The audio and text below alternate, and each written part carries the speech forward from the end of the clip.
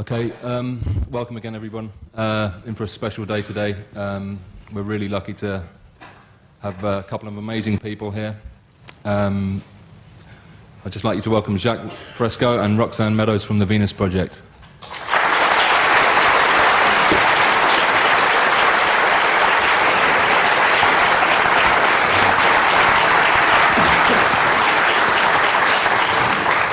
Those of you back there hear me all right? Okay. I just want to tell you a little bit about the requirements that we require of you. Not to be polite. If there's anything you don't understand, ask the question. Try to tighten your answers. In other words, to give other people a chance to talk. Don't come off with long-winded discussions. Just pinpoint your problems and the things you want to know. Being polite would be offensive to me. So I want you to, if I say anything you don't understand, say, I don't get it. In other words, that's nice, you know. I don't get it. I want more detail. If I fail to answer your questions, say, you didn't answer my question. Please do that. Otherwise, we can't learn from each other. So I'm going to tell you a little bit of what the Venus Project is. Those of you that know what it is, will you raise your hands? So I guess I don't have to tell you what it is. And essentially what the Venus Project proposes is that we bring all the nations together and take care of everything on Earth. We pledge allegiance to the environment and all the world's people, the end of separate nations, the end of the artificial boundaries that separate people, and the sharing of all the world's resources by all the world's people. Anything less than that will create the same problems over and over again. If few nations control most of the Earth's resources, you're going to have territorial disputes. You're going to have war. You're going to have all the problems you've always had. That's why most people think it's human nature.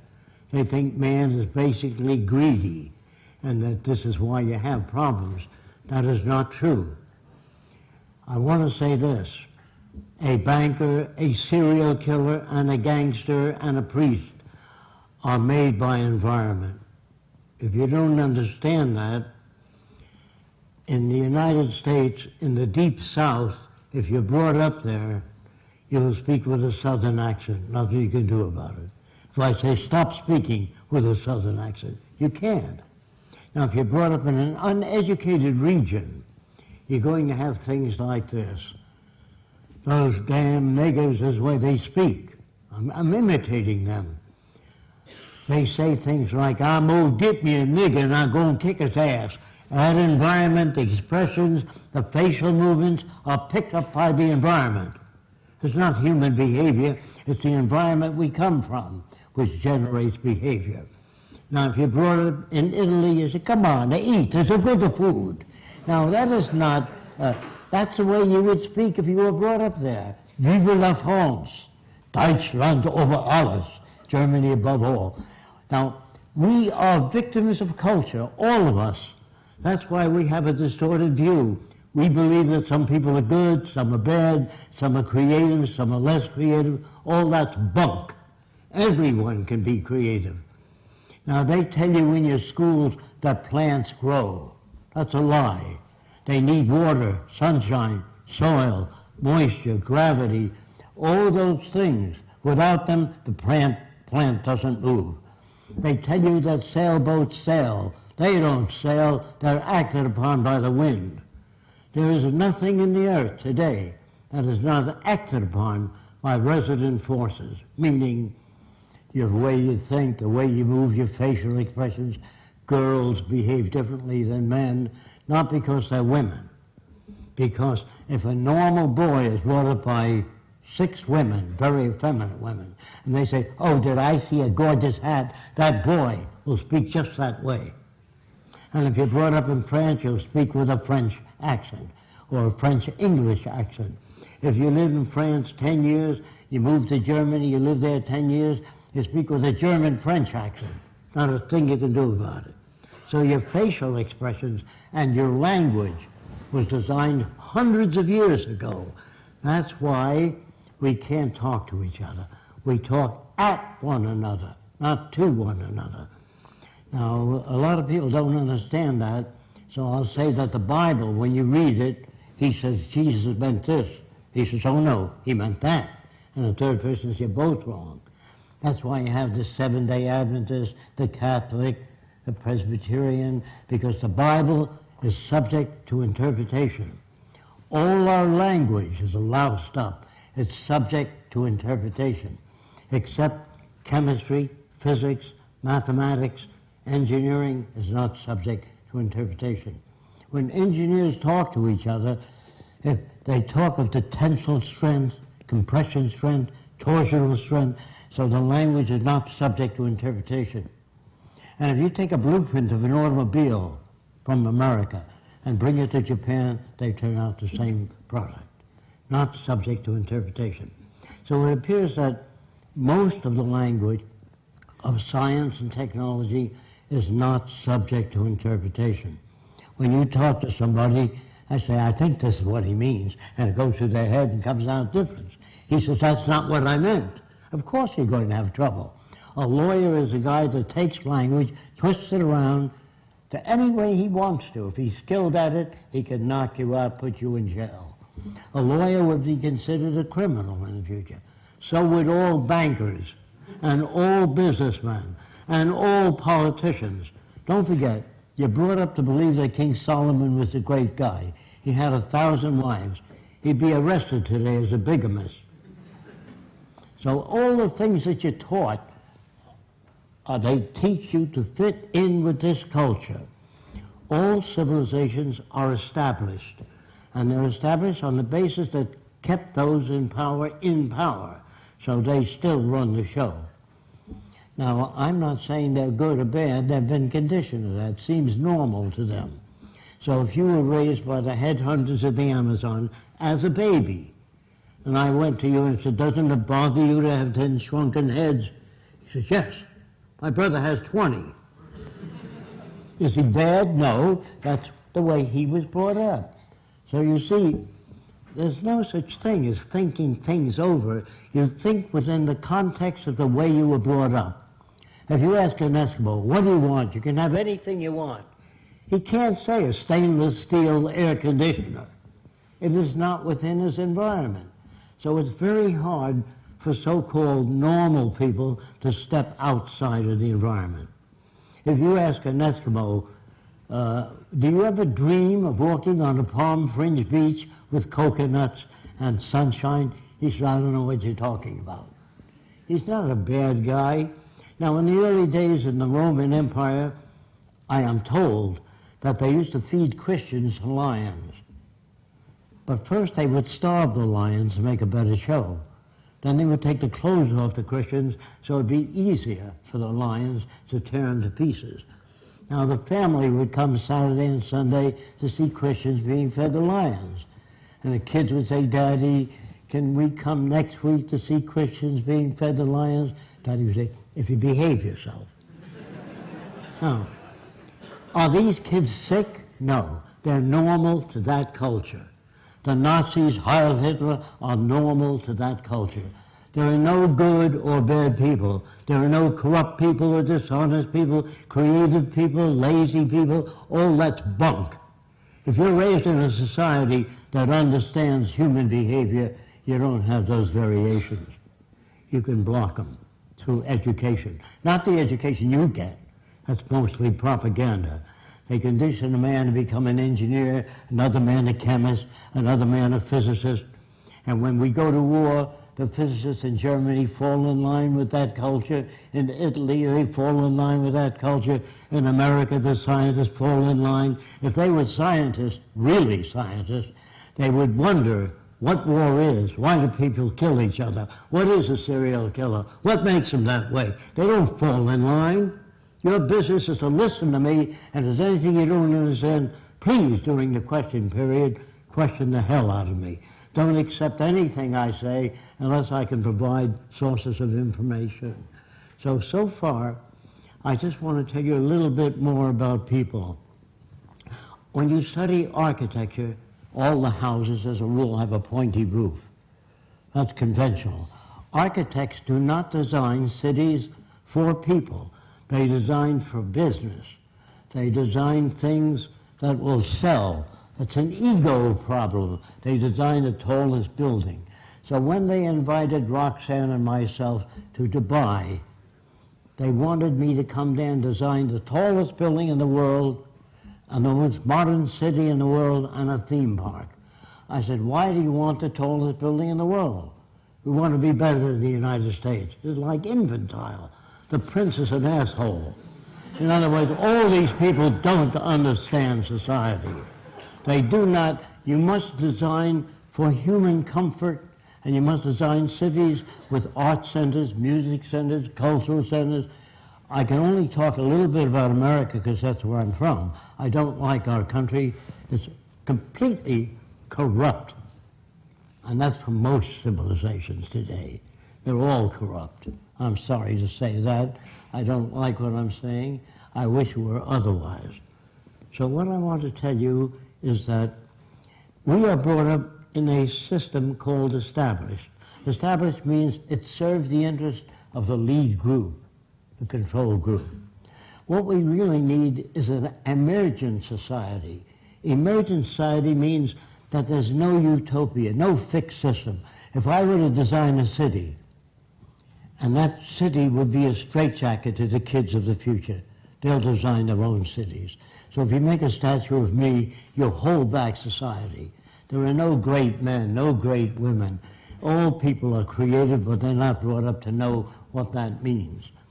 I want to give you, most of your language should be subject to definitions, clear definitions, and we don't have that. When we say we have a great nation, what do you mean by that exactly? Another person says to me, I believe in freedom. I believe in participatory democracy.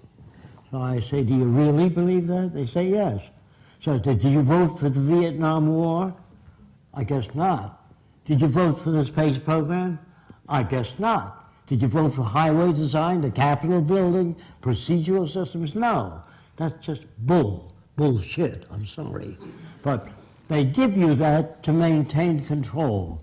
There's no bad language either. Maybe if you young lady drop a pie, you say fiddly-dee. And man might say shit. That means I'm sorry I dropped a pie. It has nothing to do with fecal matter. There are no bad words. Your society tries to control you continuously through radio, television, news. Now, if you worked in a department store and a young lady came up and said, how much is that lamp? You said $20. She said, I'll take two. Let's say he's a good Christian. He said, if you go down the street, you get the same lamp for $10. He wouldn't be working there very long. So when they tell you that your government likes you, they're working for you, you wouldn't outsource to another country. You understand? If you outsource jobs and production for other countries, it means all they're concerned with is the bottom line, profit. And that's very disadvantageous to people. The profit system actually does design things to wear out and break down, because that's the way you keep in business. Every year you got to buy new airplanes because the old become obsolete. So war has always been good business. A friend of mine, when you're drafted into the army or you join the army to protect your country, you put your life up for the country. So they should conscript all the war industries so no one makes a buck out of war, then it's real. On the same basis of pay of soldiers. But if you make millions selling aircraft to the army, he sells machine guns, she sells submarines, it's not honest. Now I knew a guy named Alexander P.D. Seversky, who owns Seversky Aircraft Company. He said during World War II that that the government should buy long-range bombers to knock out the power projects in Germany. If you knock out the dams and the power projects, but if you shoot soldiers out in the field, they can keep producing munitions and bombers and airplanes. Do you understand? Even war is corrupt. It's corrupt as an operation. A friend of mine flew airplanes in World War I, and he said he flew over Krupp munition works 8 times with orders not to bomb it. He didn't understand that. He was a pilot to defend the United States. But after the war, a magazine called Fortune magazine ran an article called Arms and the Men. Probably never heard of it. And in that magazine, they said that DuPont has holdings in I.J. Farben. That's why I wasn't bombing it. So war is really not to bring democracy to other countries. It's about resources and exploitation and removal of the resources. National loyalty is really a form of stupidity. All people need clean air, clean water, arable land, and a relevant education. That means no businessmen, no advertising, no investment bankers. Relevant education means how to restore the environment and the damaged reefs. Not to, I don't know if I told some of you this, but the United States Army about 45 years ago dumped 65 tons of nerve gas off the coast of Miami, near the Gulf Stream. How can you love the country and do things like that? How can you care about people and bomb their cities? We'll fire and press a button and wipe out cities. The reason people do that, they get a medal. They get an X on the fuselage of how many planes you shot down. I used to work for Ernst Udet. He became the head, one of the top brass under the Nazis. Well, I worked for him at Roosevelt Field. And I said, how did you shoot down 70 airplanes? And he said to me, I would fly above aerial combat and watch the rookies that couldn't handle planes well and knock them off. Now, what kind of a person is that? He's a war hero, great man. Eddie Rickenbacker, the same. They're bums and stupid people brought up by an arrogant society that doesn't give a shit about anyone else but the established institutions. So I'm trying to tell you something. We must join together with all nations, take care of the earth together and one another. When you think of the cost of World War II, I'm not just talking about the military cost. I'm talking about taking care of veterans after the war for years. And then all the cities bombed out, the museums and art. You remember England and Germany flattened out. Take that cost, you know what that could have done? It could have housed everyone on earth in brand new housing. Build art centers, music centers, cultural centers, housing, parks. Soldiers should be trained as problem solvers, not killers. When you train people to be killers, obviously soldiers don't know what the hell they're doing because they think they're defending their country. They're building hatred for the next 20 years. When you bomb the Arab world and flatten it out, you're not doing any good. So years ago, when I was proposing this society, I said to myself, Jacque, how are you going to change everybody in the world? They all think differently. Some people have 10 wives, in some nations. It's all so very different. How are you going to change them? That's what thinking is, talking to yourself. If I say, I'll see you Saturday, he says, I'll take the kids to, and I can't see you Saturday. So thinking is nothing magic.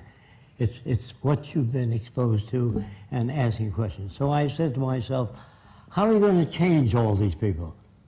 I said, I don't know. That's the first thing you have to learn to say, I don't know.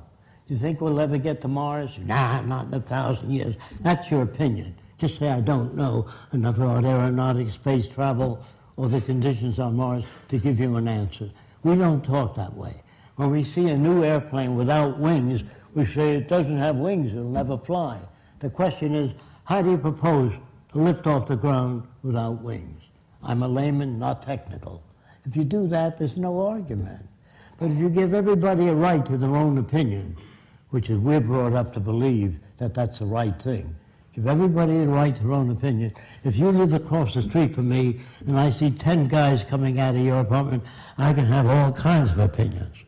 You can be a language instructor, an art instructor, but if you give everybody a right to their own opinion, you damage communication. Just when you ask, do you think we'll ever get to Mars? They would say, it's not my field. I know nothing about rocketry. I can't answer that. That's the way people talk in the future. They don't say, it'll never work. Scientists in the past used to write books on why man can't fly. And the Wright brothers never read those books, so they built a flying machine. They were bicycle mechanics. Now, the Wright brothers really didn't just do that. In the early days in France, some guy designed a set of wings that stuck out 3 feet on each side. And he jumped off the Eiffel Tower, and he died. And his brother-in-law wrote, make wings larger next time. There's no way to know. Nobody ever does anything wrong. They use whatever knowledge they have, and their decisions sometimes don't work. Now, let's talk about that. When this guy's brother-in-law wrote, make wings larger next time, somebody made larger wings, but he didn't jump off the top of the Eiffel Tower. He jumped off a lower region. And he flew for a while, both wings went like that. And somebody, a fisherman with a lot of rope, says, you got to brace your wings so they don't go like that. Oh, thank you. So men build upon other men. This is going to be hard to accept. Man, this includes me, cannot think or reason. All that's bullshit. If you're not exposed, if an Eskimo, if you ask him, what do you want? You can have anything. He says, well, I like a strong igloo. He's not going to ask for a prefabricated building with photoelectric cells on it. He can't ask for that because he's never been exposed to it. Then there's another bullshit word which is going to hurt a lot of you, love. Now let me tell you what's the matter with it. Is there anybody here that's perfectly satisfied with everything you've ever done? Of course not. So sometimes you like yourself, sometimes you don't. Sometimes you like yourself very much. Sometimes you dislike yourself. So when you get married, it's the same thing. Sometimes you love your husband and wife very much. Sometimes a little less. Sometimes not at all. You blow them out. So love is a fluctuating thing. It's not a fixed thing. Do you understand that? Okay. So if you're brought up with twisted values, like a guy named Albert Fish, which the nation at that time, U.S., believed he ate 45 children, and the public wanted to tear him to pieces, because they were brought up that way. But a doctor named Wortham, a psychiatrist, said, I want to find out what made him that way so we can avoid those conditions in the future. That's much better. When your car veers to the right, you don't kick it and beat it up. Either your tire pressure's uneven or something's wrong with the steering column. You try to understand. When children beat up other people and hurt other people like a bully, that's part of their conditioning, their associative memory, the system they live under, which doesn't correct that. Schools do not teach you much. They're mostly concerned with propaganda. Most schools don't teach you how to live, find meaning in your own life, how to disagree without getting angry. That's what's needed.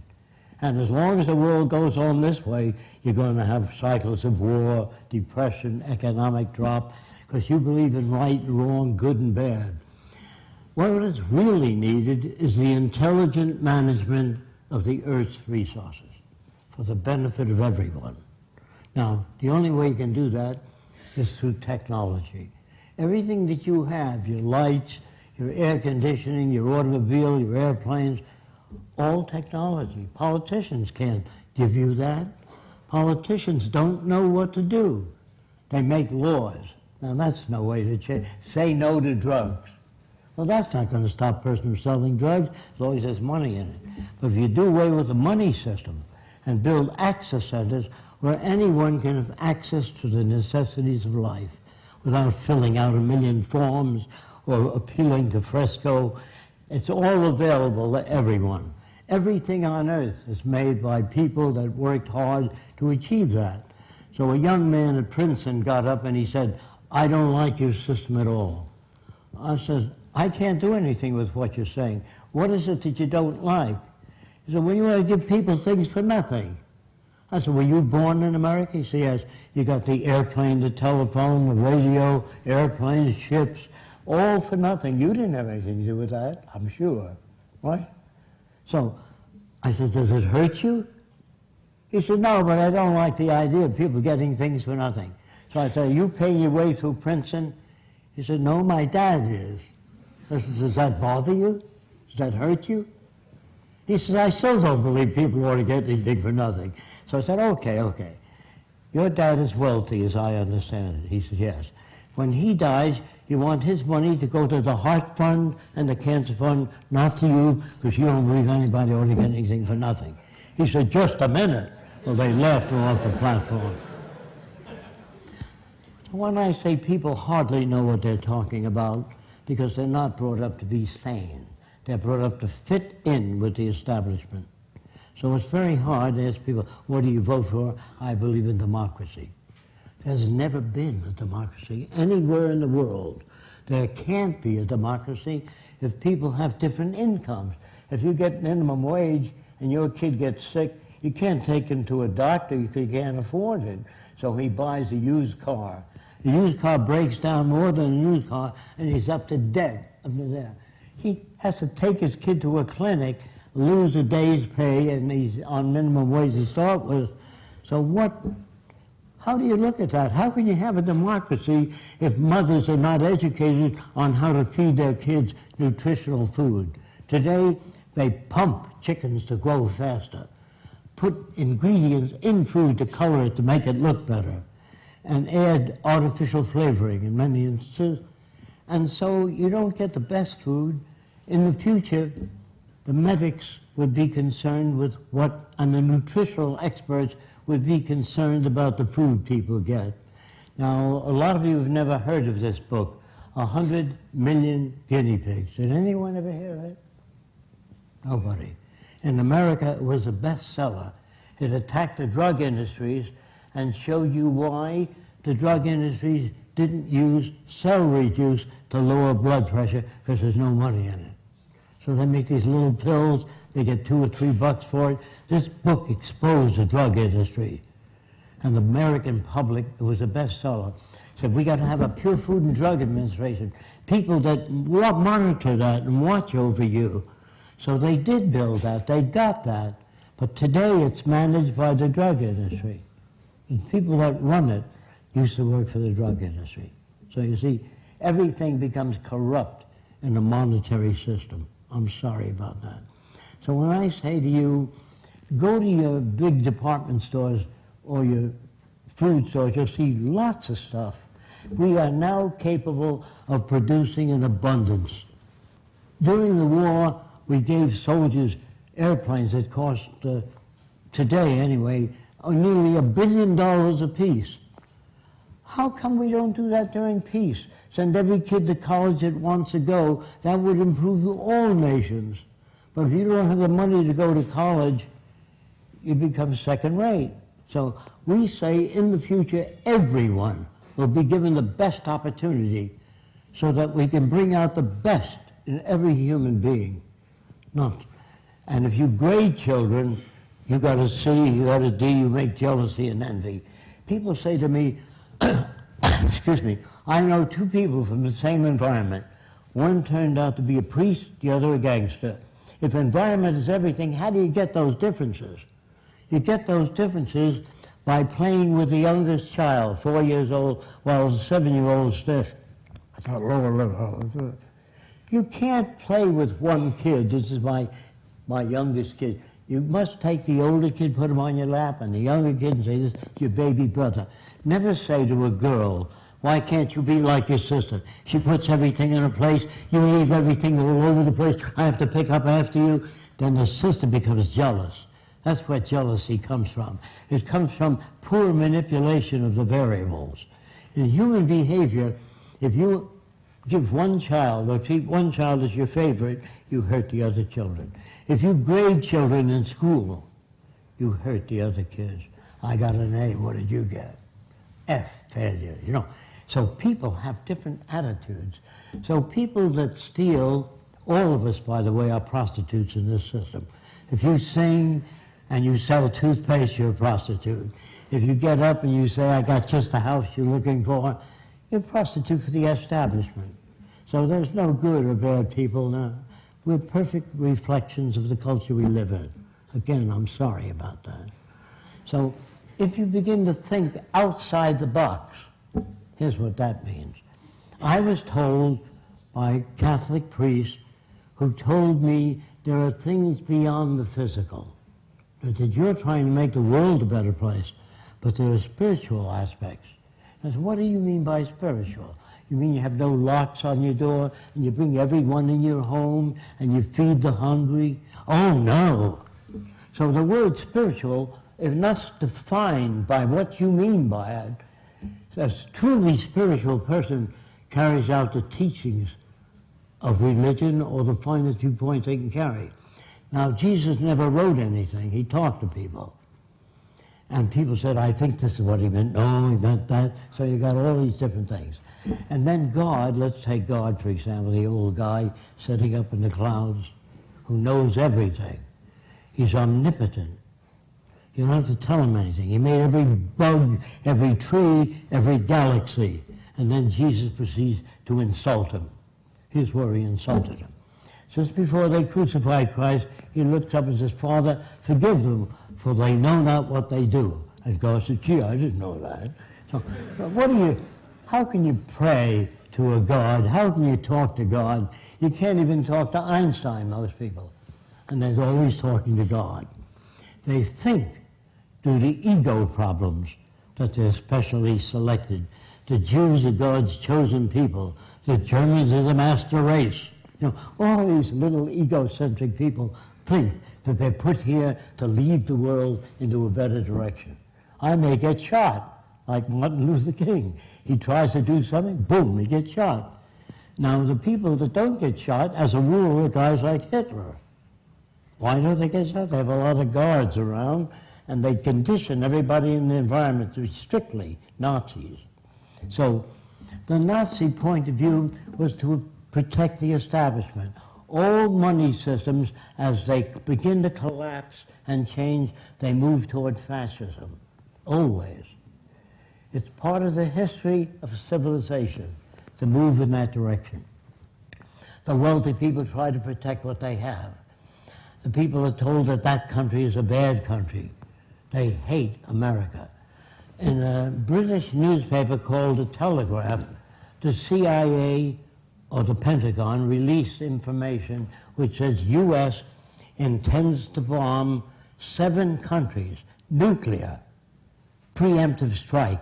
In the old days that meant sneak attack. Preemptive strike is a sneak attack. And they named the 7 countries, North Korea, China, Russia.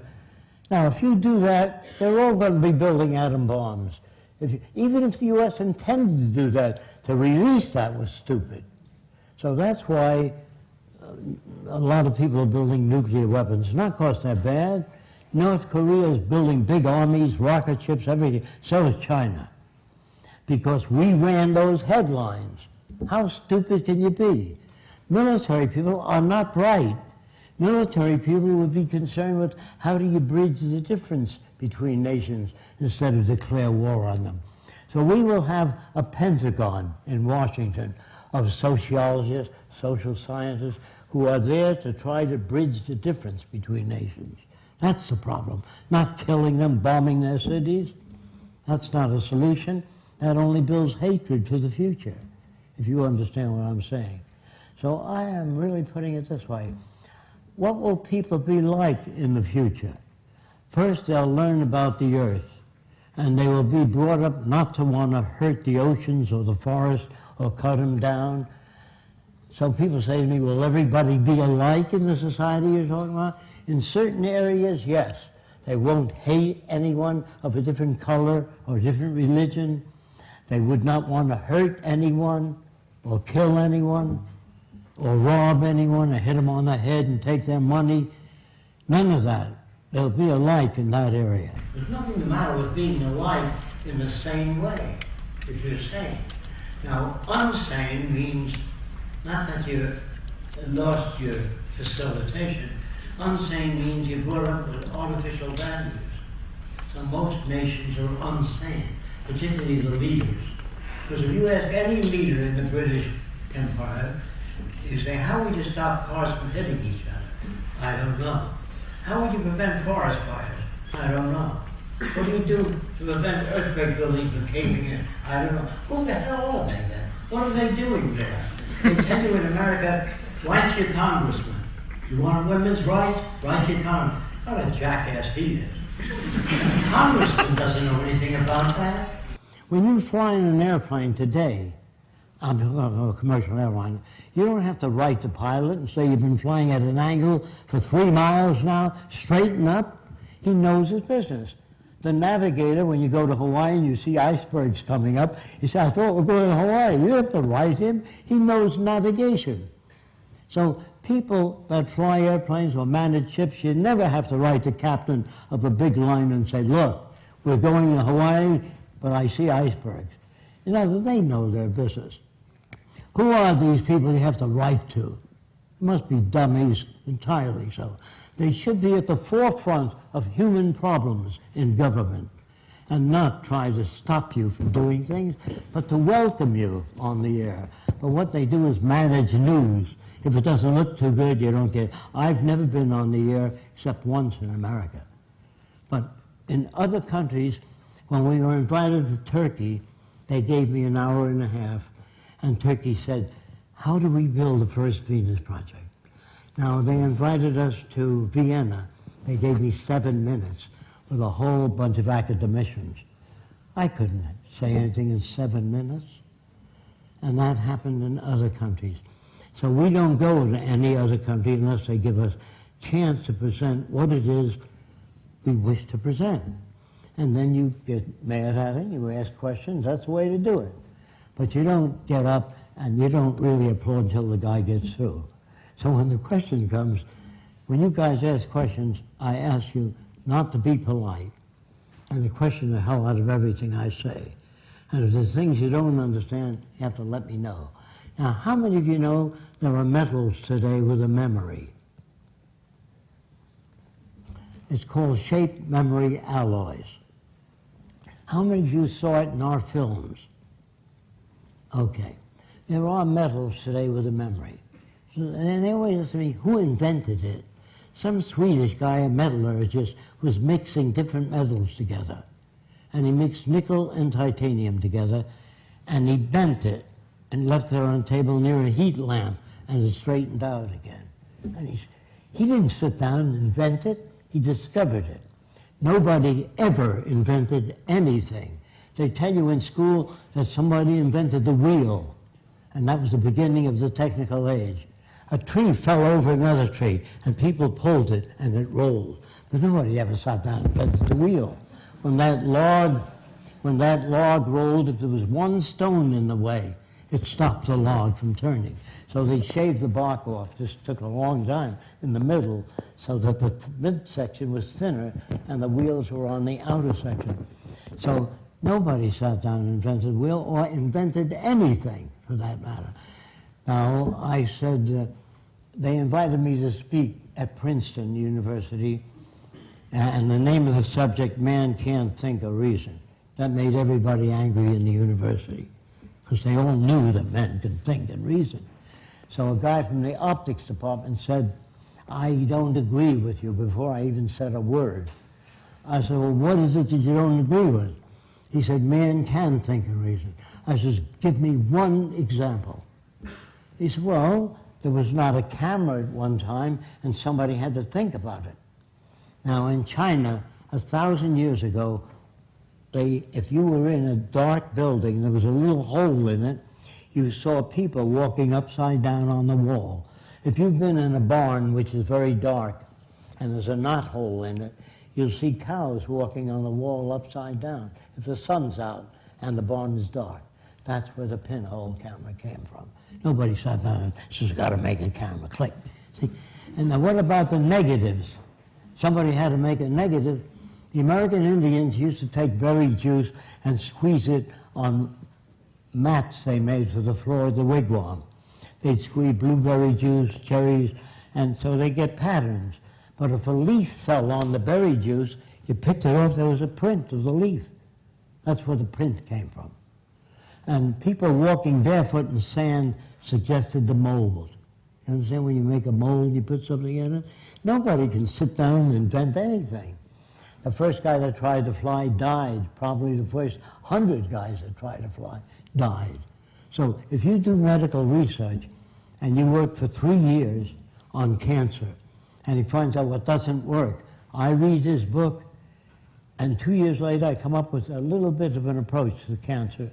I get a Nobel Prize, he gets nothing. There's thousands of people just as sincere that work on problems that don't come up with an answer. You should never give a Nobel Prize to one person. All these people are hardworking, trying to find the answers. So when you start giving out medals or jobs in a beauty contest, the girl gets an award.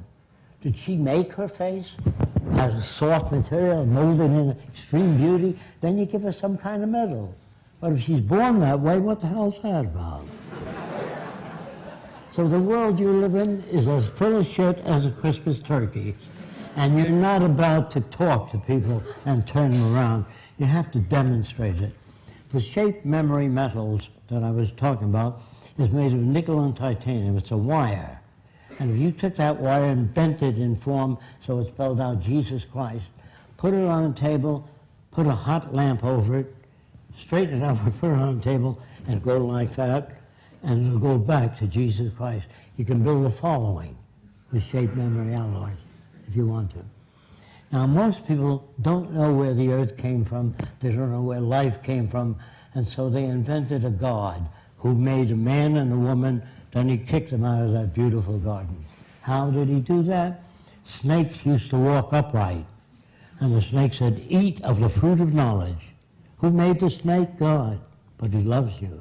He made the snake. And then he says, screw around with your best friend's wife. That's what the tempter was. So the snake was so bad that God got angry at what he created. And so from now on, you have to crawl on your belly. So that's another thing they have about horses. The reason a horse sleeps standing up, because some holy man once asked his horse to take him across the river. And the horse said, no, you have to sleep standing up. So you have all this stupidity. Galileo found seashells on the mountaintop. He took it to the Catholic Church. And he said, maybe the mountain was once under the water and was pushed up. And the church said, no, the devil put that stuff there to confuse you. Now, anybody that believes in God, you must think that the kind of God man makes is more like themselves. The guy that gets angry, creates flood, disease, that isn't God. And if you don't follow the Bible according to God's teachings or your religion, you burn eternally. That sounds more like a psychopath, not God.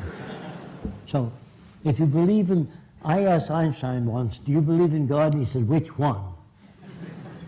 I said, well, he knew that the Jewish God says, if a man takes your son's eye out, you take his son's eye out. An eye for an eye and a tooth for a tooth. The Christian God says, when a man strikes you, turn the other cheek. That's what he means by which one. All these gods are jerks that man makes. They're more like themselves. They get angry, create floods, disease, all kinds of things. And you say, why did the bubonic plague kill half of the Earth's population? And the church would say, we shall suffer for the sins of our parents. Scientists, when the bubonic plague began to wipe out people, they said, we don't know why that happens. That's very good. I don't know. So they found that fleas that live on rats infected people with the plague, and they began to kill the rat population and wiped out the plague. So I don't say science is perfect, but it's closer to our problems than any other system. So when man makes laws, that means they don't know how to solve problems. All man-made laws are BS, bad science. All man-made laws don't deal with problems. They make a law. What you really need is, it says, drive safely on the highway, slippery when wet. So you put abrasive in the highway so it's not slippery when wet, and take away that sign. It also says, drive carefully, school children crossing. I'm sure you've seen that. We designed a highway that looks like one comb intersecting another comb. And when the kid presses the button, the highway turns up like that. So no car can hit a kid. Do you understand that? That's what you really want. You don't want a sign out there. These dummies that are politicians are not technical. Now you're going to have to take my word for it because most of you don't look old enough. When I was a kid, trolley cars had a platform along the side. And if people were late for work, they got on that platform. And they were hit by cars. So the conductor said, get in the car or off the platform. I had a small rubber tube, not very hard to hurt you, but get in the car or get off the platform. But when people were late for work, they still remained on the platform. A lot of people were killed in 10 years. Finally, they took that problem to an engineering firm. And the engineer said, what do you want? We don't want people on the platform, so they retracted the platform. When you got in the car, it turned up. That was the end of the problem. People really don't know what to do, so they put up a sign, thou shalt not steal, don't be dishonest. That doesn't change people. You can go to Sing Sing prison, you see guys with a cross around their neck. And I remember during World War II how the minister of my church at that time, he blessed the war tanks and he blessed the soldiers. It was Catholic. And in Italy, they were blessing the war tanks there. Same priest, same religion. Religious people are extremely stupid because if you open the Bible, you'll see that Noah's Ark would have to be at least a mile long to take 2 kinds of every animal. And where do you get the polar bear and the giraffe? You know, and the ship would be so full of shit. Who cleans it out? So the stories in the Bible are not bad. They're fantastically elementary. Stupid stories about Moses lifting up his wand and the Red Sea parted. God could put the people on the other side of the Red Sea without parting it. Just go like that.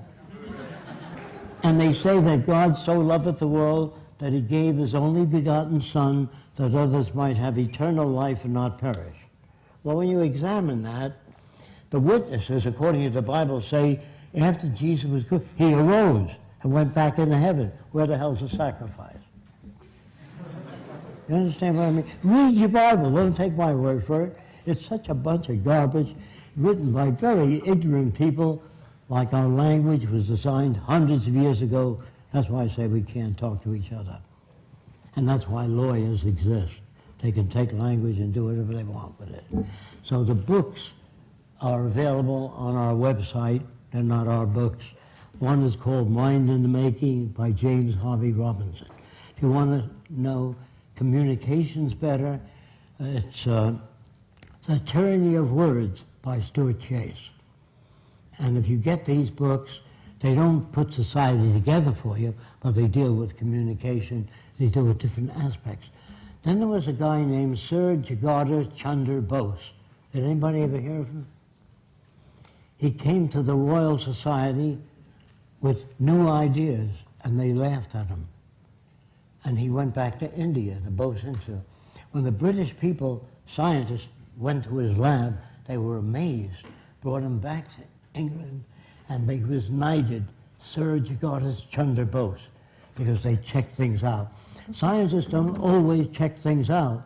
They say that we want to know how all of this began. Where did the word beginning come from? The Bible. So they say, what's the Big Bang? What was there the day before the Big Bang? Where did God come from? Who made him? How did he get the job? You know, nobody asks that question. They all say, why do they believe in God? Because they've never been told enough about how nature works. You can take a steel ball and heat it to 500,000 degrees and it becomes a vapor, but it doesn't stop existing.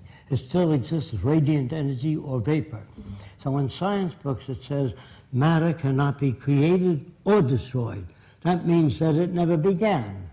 This notion about, even if I kicked a bucket, if you bury me 1 foot down in the soil, all the plants get taller above me.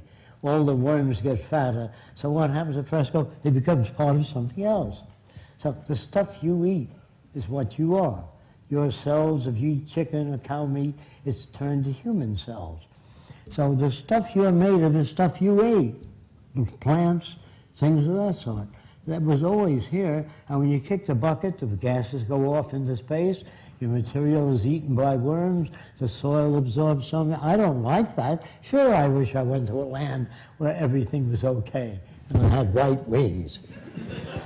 Now, all the angels painted on the ceiling in church, the wings are too small. They have to be at least the length of the body. Now, if the angels flew without wings, that would be a miracle. I'd like to find out without this sort of thing. And then you take people that commit crimes and you put them in jail for 20 years or life. That isn't understanding. Judges would all be considered criminals because they know nothing about the background of the person. If you're brought up in Japan and you're told American gangster, all American gangster. In Germany, Americans, Coca-Cola and cigarettes. That's the Amerikanisch. So if you're brought up in a certain country, you're made to hate during the war. Like I used to sing in school, Pretty Parasol and Fan in far off Japan, how nice the Japanese were. When they attacked Pearl Harbor, I was kind of disappointed. Then there was a book called The Secrets of Pearl Harbor, which I bought.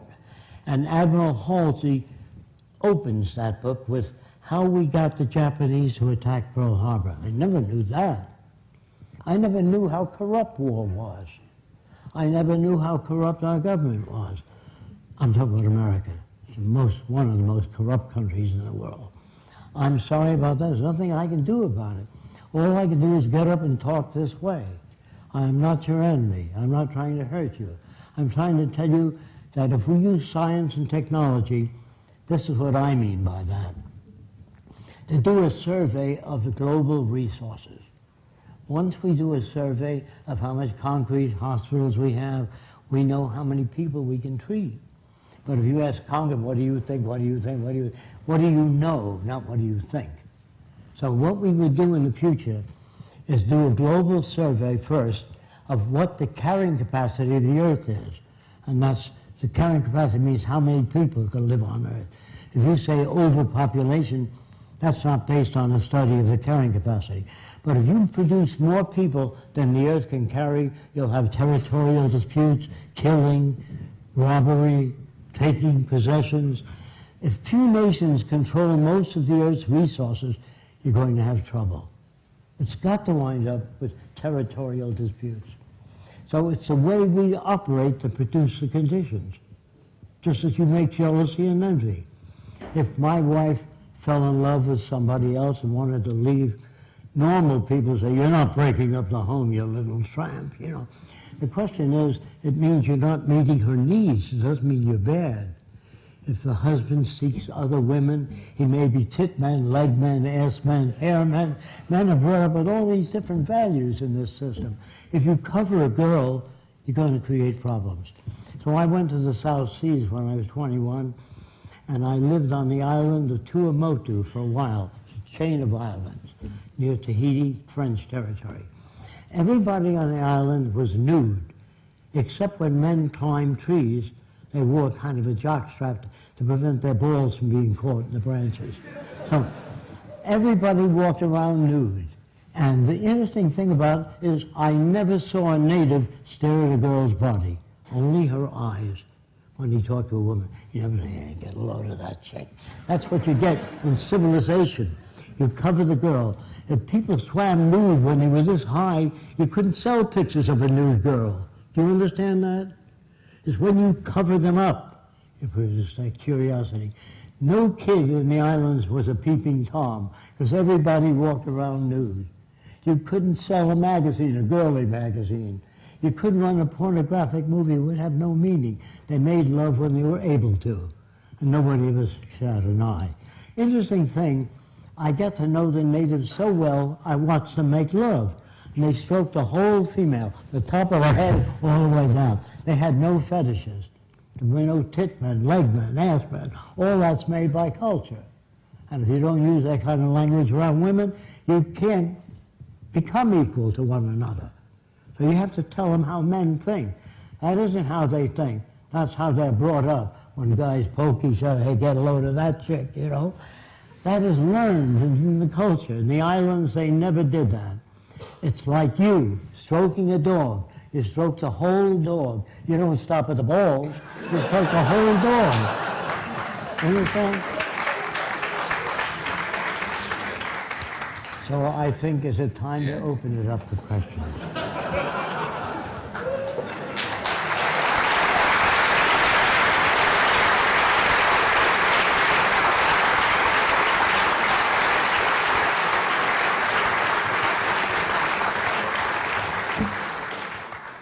Okay, thanks, Jacque. We'll take a 10-minute break. We'll come back for questions and answers after that. And you can ask all the questions you want to. Okay, thanks.